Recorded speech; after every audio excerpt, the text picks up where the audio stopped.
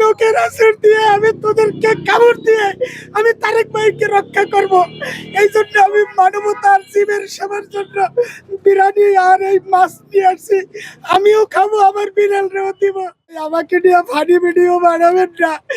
আমি তো একটা মানুষ, আমারও তো একটা টান আছে, আমারও তো একটা কষ্ট আছে ভাই। সাথে ছবি তুলতেছিলাম, বিড়াল আমার সাথে ছবি তুলতেছিল না, কারণ তার পেটে মনে হয় ক্ষুধা ছিল।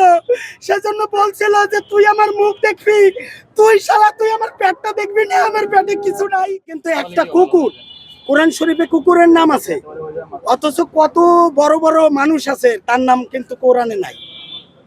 তো কোরআনে কেন কুকুর স্থান পাইছে? যে কুকুর ওই আল্লাহর বান্দাদেরকে পাহারা দিছিল শত্রুদের থেকে, যেন তাদেরকে কেউ না খায়।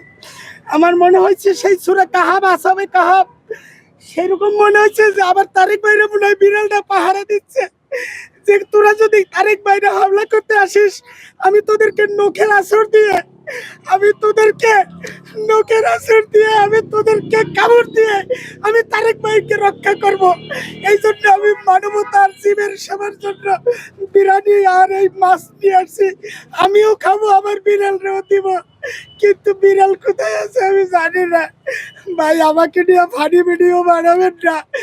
আমি তো একটা মানুষ, আমারও তো একটা টান আছে, আমারও তো একটা কষ্ট আছে ভাই। আমি এখন বিড়ালটা খুঁজতেছি, আপনারা একটু বিড়ালটা আগে দেন, আমি ওর একটু মনের মতো খাওয়াই দেই, ও খাক। ওদের মানুষ খালি ক্যামেরা ধরে, একটা ক্যামেরা ধরে, বিড়ালের ক্যামেরা ধরে ও ভিউ কামাইছে। কিন্তু কিন্তু বিড়াল খাইছে কিনা, কেউ কি তার পেটের দিকে তাকাইছে? কোন ক্যামেরাওয়ালা ভাই বলেন, কোন নেতা বলেন, কোন অমুক বলেন, কোন তমুক বলেন, খালি বিড়াল ধরে সেলফি তুললাম, ফেসবুকে দিলাম, কিন্তু ওই বিড়ালের পেটে কি আছে এই খবর কি কেউ নেছে? শুধু এই বিড়াল নাই, যে কোনো মানুষ, যে কোনো জীবের প্রেমের জন্য আজকে আমি খান এম এ সিদ্দিক আসছি।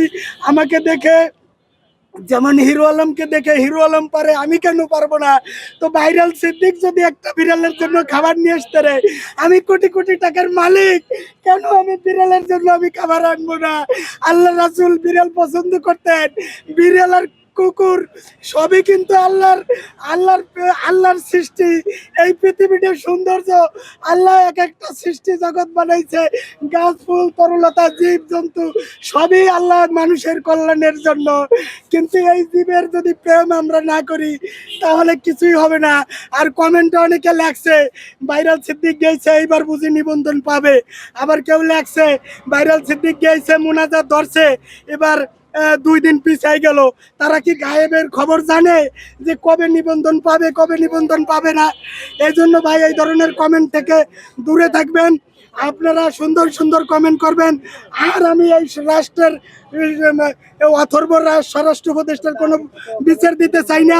যারা বাজে বাজে কমেন্ট করে, এই 13 তারিখের আগে এই কমেন্ট বাজদের ধরে আগে জেলে পড়েন, তাহলে 13 তারিখে যারা নামার দুঃসাহস দেয় তাদের কোনো দুঃসাহস আসিবে না। ধন্যবাদ ভাই, আমি এখন বিড়ালটারে খুঁজবো।